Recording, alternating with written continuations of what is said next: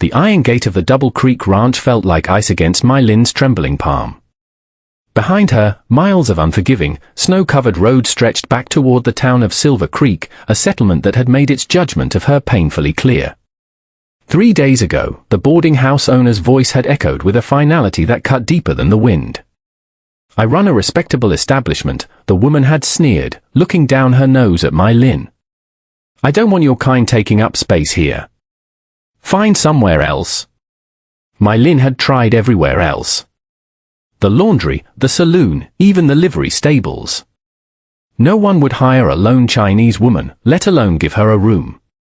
Now, only this desolate ranch remained. She lifted her worn canvas bag, the weight of it somehow heavier than when she had fled the railroad camp weeks ago. The ranch spread out before her, vast and white under the slate-gray December sky.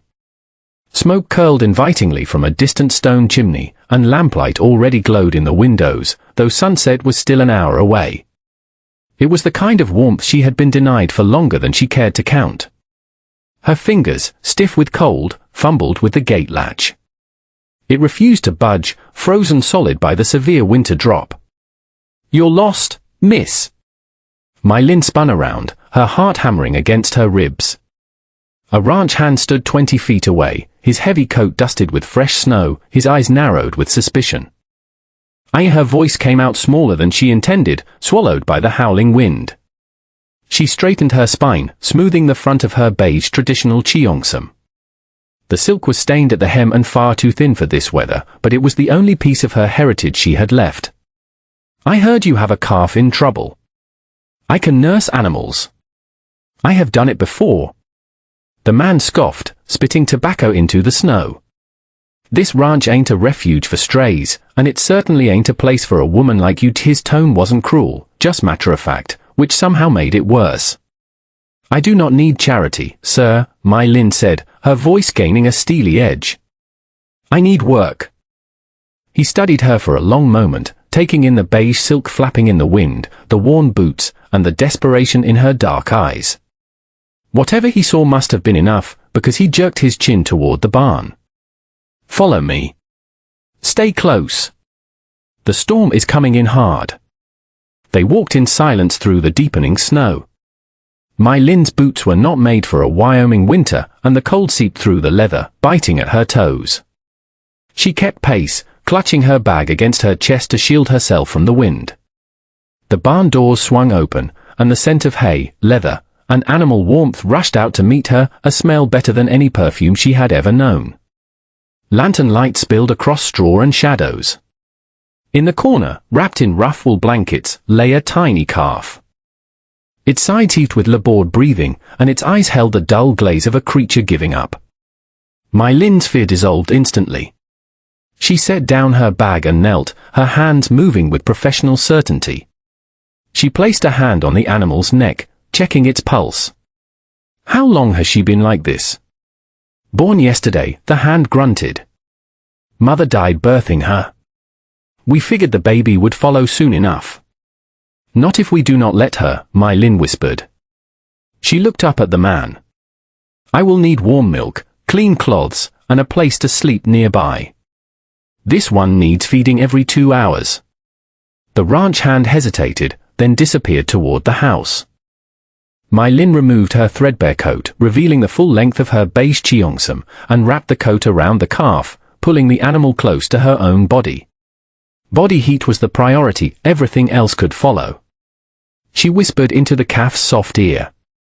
"You and I both, little one. Nobody wanted us today. But we are still here." Through the gaps in the barn walls, the ranch house glowed like a promise she didn't dare believe in. She worked by lantern light, her hand steady despite her exhaustion. The calf's temperature was critically low, its breathing shallow. Premature birth, she guessed, combined with cold exposure. The odds were grim. But my Lynn had learned long ago, surviving on the edges of the frontier, that grim was not the same as hopeless. She mixed the warm milk the hand had brought with a beaten egg, testing the temperature against her wrist. Too hot would burn, too cold would rob the calf of precious heat. When it felt right, she soaked a clean cloth and held it to the calf's mouth. The animal's tongue moved weakly, then stronger. Then, it began to suck. "That is it," My Lin murmured, stroking the velvet fur. "That is a good girl." Most folks would have given up by now. My Lin's hand jerked, nearly spilling the milk. A man stood in the doorway. He was tall, weathered, perhaps in his early 40s. His shearling coat hung open despite the cold, and his eyes held the careful neutrality of someone who had learned not to hope too quickly. "Mr. Mercer?"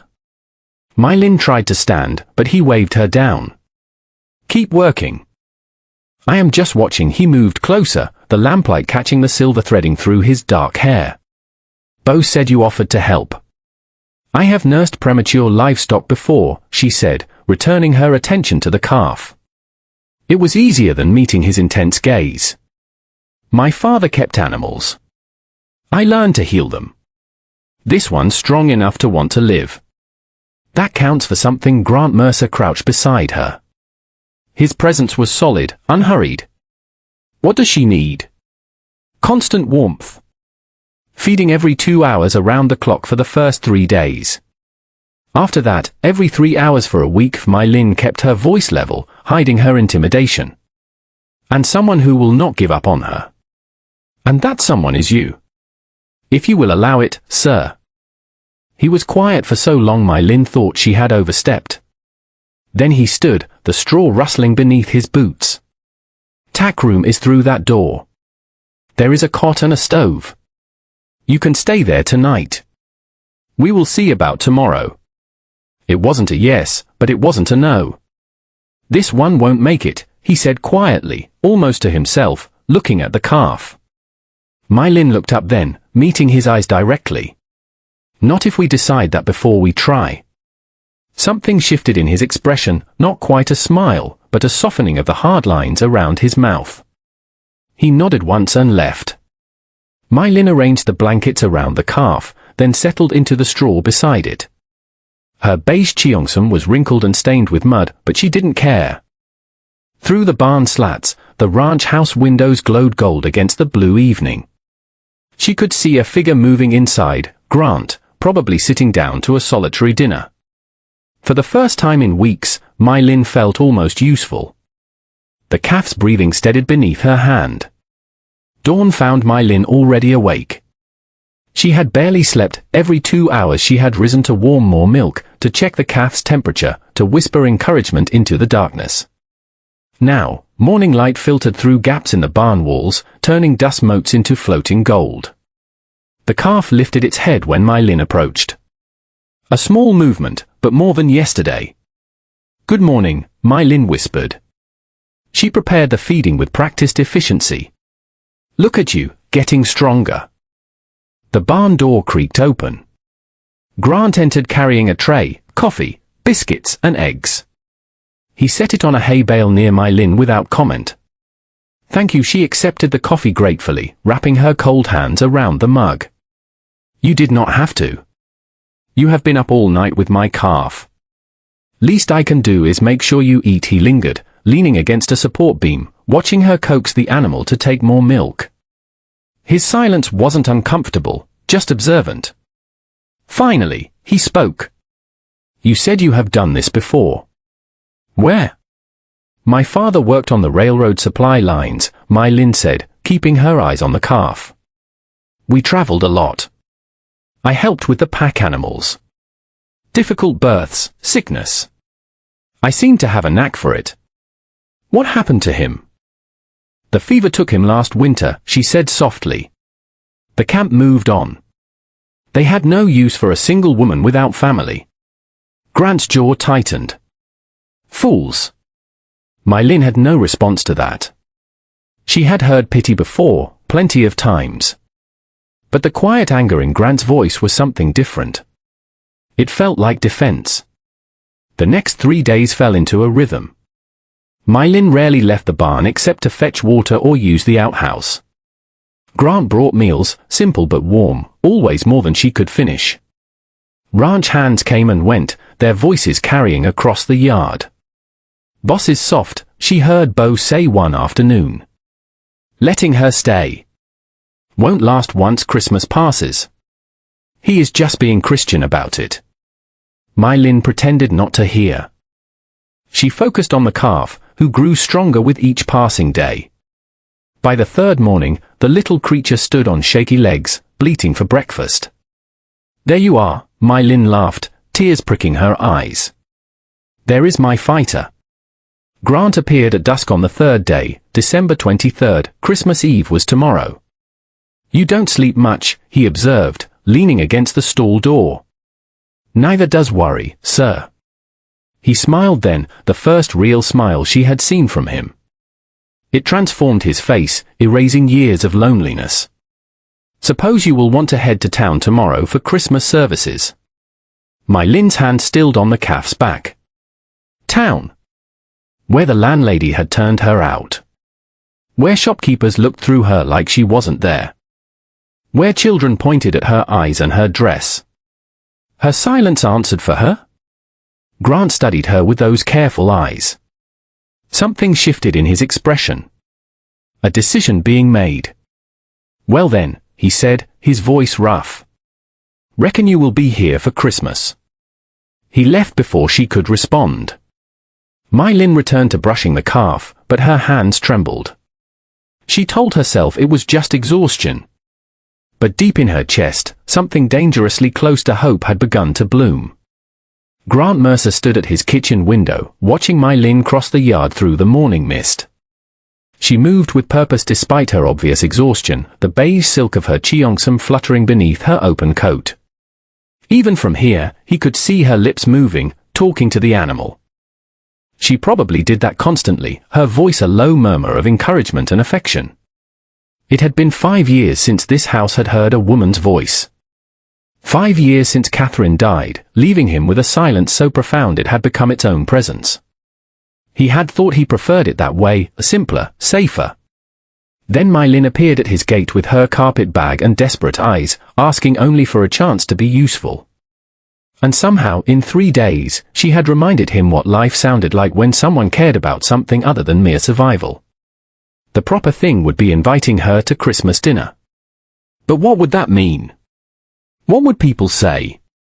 The ranch hands already gossiped. If word reached town. Grant turned from the window, his jaw set. Since when did he care about town gossip? He grabbed his coat and headed for the barn. My Lin was singing when he entered, a traditional melody in her own language, the notes haunting and beautiful in the vast empty space. She sat in the straw, the calf dozing in her lap. Grant stopped in the doorway, unwilling to break the moment. Then she glanced up and saw him. The song died, and pink flooded her cheeks. I did not mean to disturb you, he said quickly. That was nice. My Lin gently moved the calf aside and stood, brushing straw from her skirt. Did you need something, Mr. Mercer? He had rehearsed this in the kitchen, but now the words tangled on his tongue. It is Christmas Eve. I thought. If you would be willing. Maybe you would join me for dinner tomorrow at the house. Her eyes went wide. I could not impose. You are not imposing. I am asking. He shifted his weight, feeling foolish. Been a long time since I had company for Christmas. Seems wrong, you being out here alone when there is a warm table inside. My Lin's hands twisted together. Fear, hope, and disbelief chased across her face. Why? The word came out barely above a whisper. Why? It was a fair question. Because watching her care for that calf reminded him what tenderness looked like. Because her laugh when the baby stood up was the first genuine joy he had heard in years. Because she deserved better than eating alone in a cold barn. Because it is Christmas, he said finally. And because that calf is not the only one who needed somewhere warm to be. Her eyes filled with tears. She looked away quickly, nodding. 4 o'clock tomorrow, then he turned to leave, then paused. There is a trunk in the guest room. My sister left some things last time she visited. You are welcome to anything that fits. He left before she could thank him. Before he could see if those were tears of gratitude or something else entirely. The bundle he had wrapped sat on the kitchen table, a thick woolen dress, deep burgundy, sturdy and warm. He had found it in the trunk, true, but he had chosen it specifically. He hadn't planned to ask her to dinner. But this morning, watching My Lin shiver in her thin silk, something in him had decided, tomorrow was Christmas. Nobody should be cold on Christmas. My Lin descended the stairs at 3:55 p.m., her heart hammering against her ribs. The burgundy dress fit reasonably well, though she had kept the high collar of her beige cheongsam visible underneath, a layer of silk against her skin to remind her of who she was. She had washed, pinned up her dark hair with a simple wooden stick, and stood before the small mirror in the guest room. The woman looking back wasn't beautiful in the way the town women were, but she wasn't invisible either. Grant waited at the bottom of the stairs. When he saw her, something passed across his face. Recognition, maybe. Or appreciation. Not pity. Never pity. You look, he cleared his throat. That color suits you. Thank you. For the dress. And for, she gestured vaguely at the house. All of this? Come on. Dinner is getting cold. The dining room glowed with lamplight and a crackling fire. The table was set simply but beautifully, good china, a centerpiece of pine boughs. Two places were set across from each other, not at opposite ends like strangers, but close enough for conversation. Grant served roasted chicken, potatoes, and carrots glazed with honey. Everything was warm, seasoned well, clearly made with care. They ate in silence for a few minutes, the only sounds the pop of the fire and the clink of silverware. Tell me more about your father, Grant said finally. My Lin relaxed slightly. He was a quiet man. He taught me that animals do not care what language you speak or what you look like. They just care if you are gentle, and if you show up. Grant set down his fork. People should work the same way. But they don't. No, she said, looking down at her plate. They do not. That is their failing, My Lin. Not yours. My Lin's throat tightened. Do you believe people can change? Start over. I believe Christmas happened because everybody deserves another chance. The words hung between them, weighted with meaning neither quite dared to examine. After dinner, they walked to the barn to check the calf. The animal scrambled up at their approach, bleating enthusiastically. My Lin laughed and prepared a bottle, her movements easy in Grant's presence now.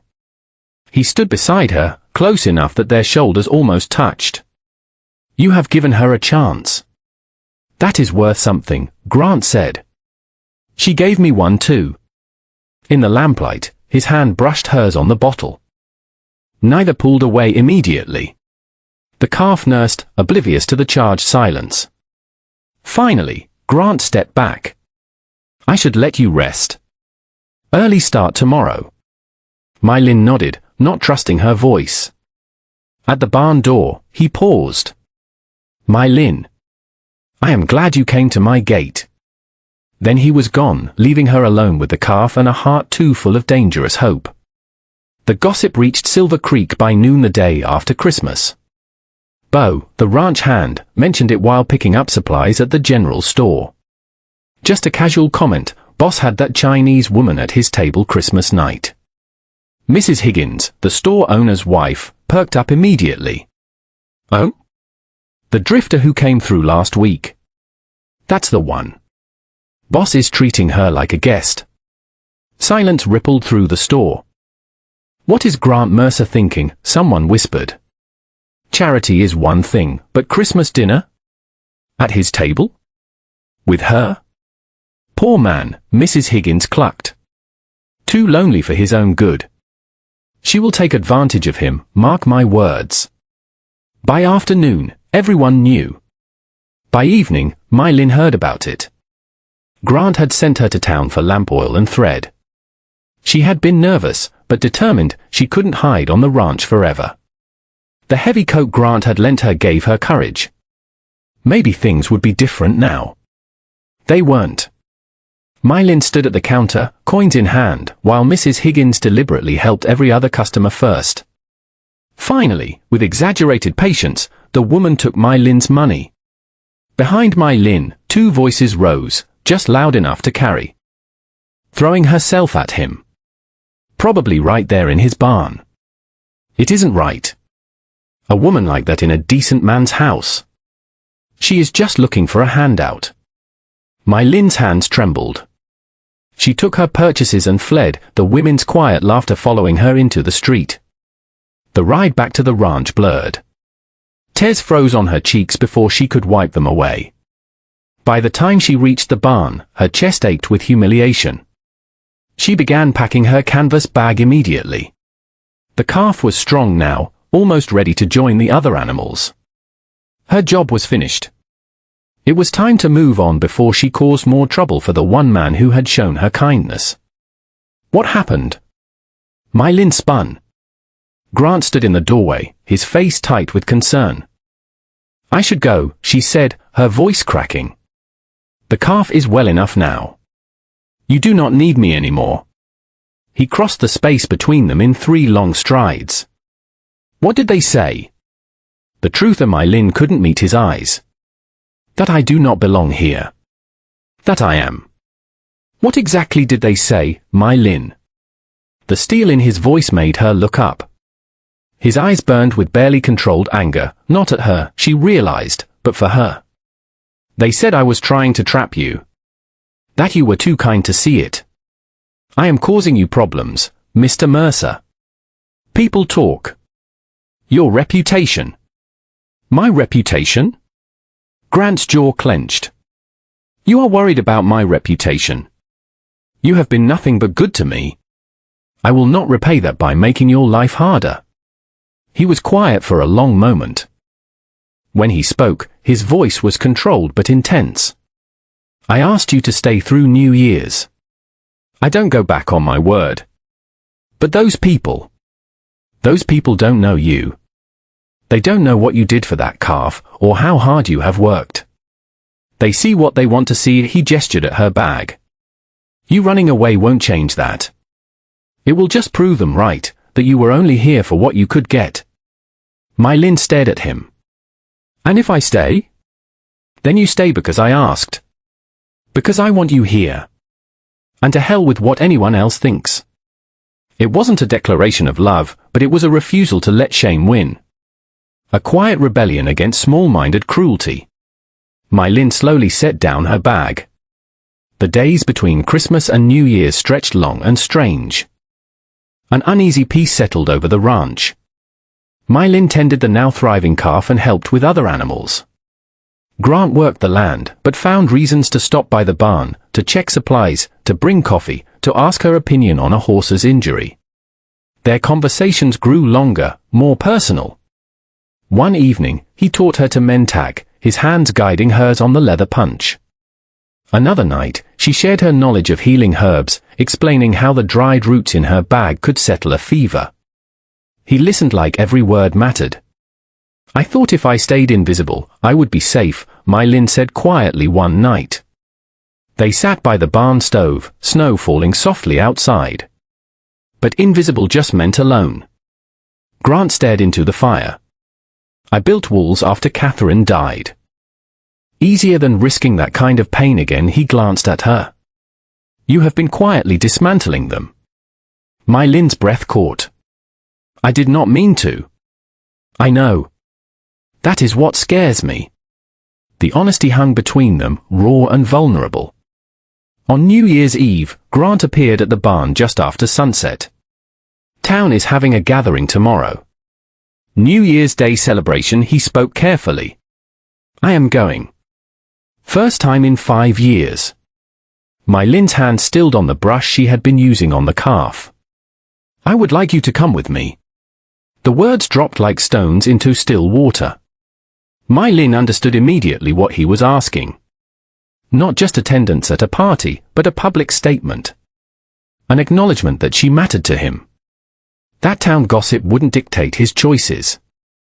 They will talk, she whispered. They already do. It will be worse after.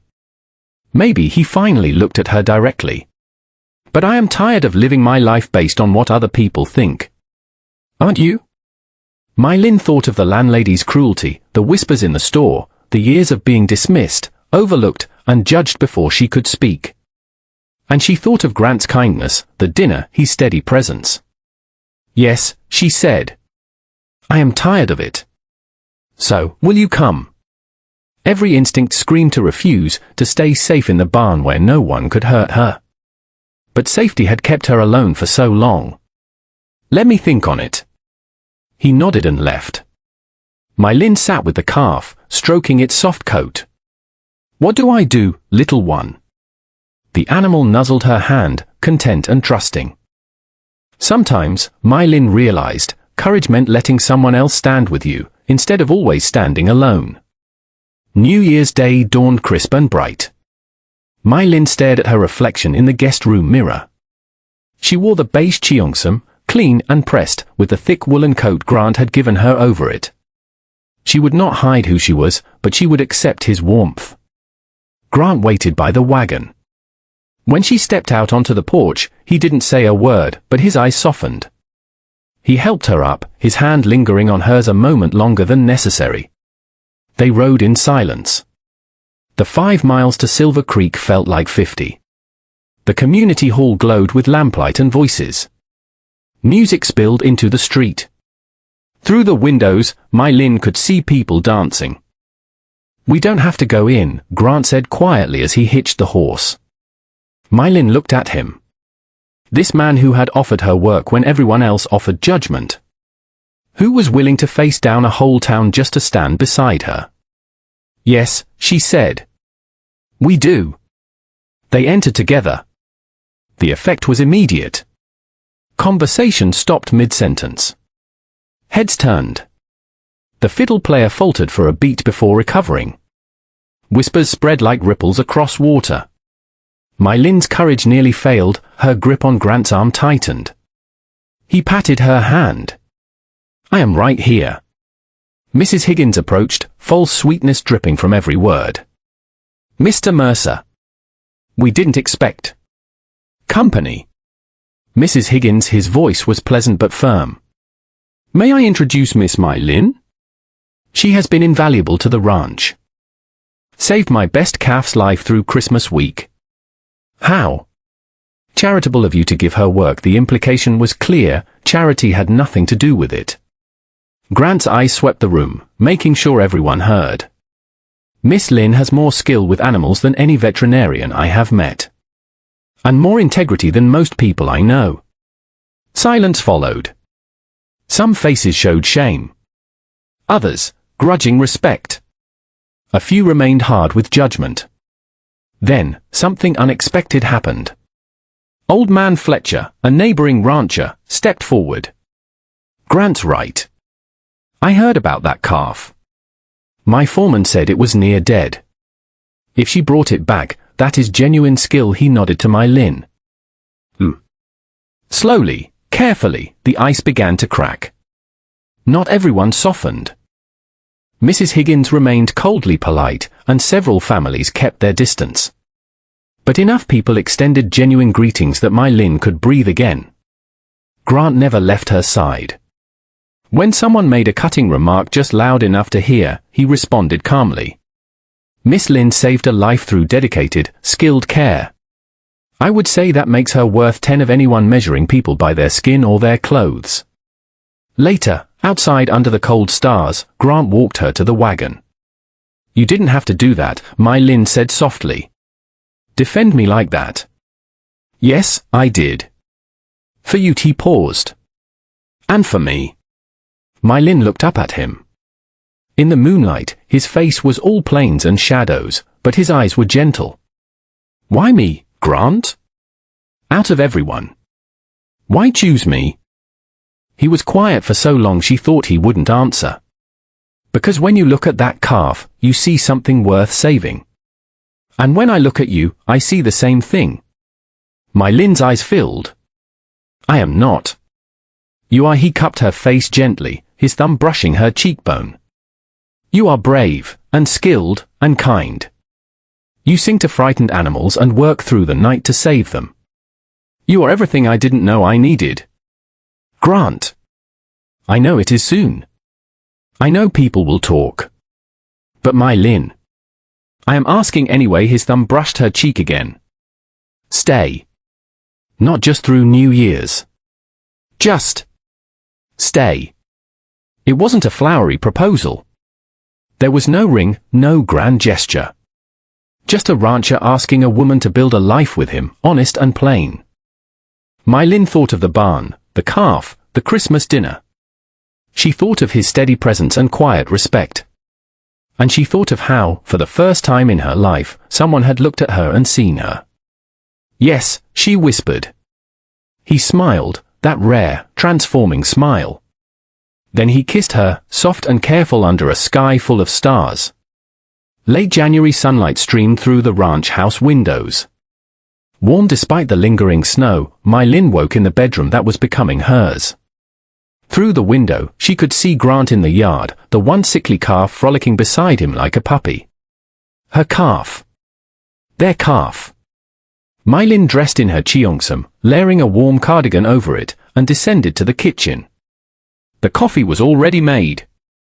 She began preparing breakfast, moving through the space like she belonged there. Because now, she did. Grant entered, stomping snow from his boots. His eyes found hers immediately. Morning. Morning. How is our girl? Growing like a weed. Thinks she is a dog. He poured coffee. Been meaning to talk to you about spring. Need to mend the south fence. Thought we might plant a kitchen garden, too. You mentioned knowing herbs. He was deliberately casual, but his eyes held intensity. Figure that will keep us busy through April. Us. Such a small word. Such enormous meaning. I would like that, Mylin said softly. They ate breakfast together, discussing plans.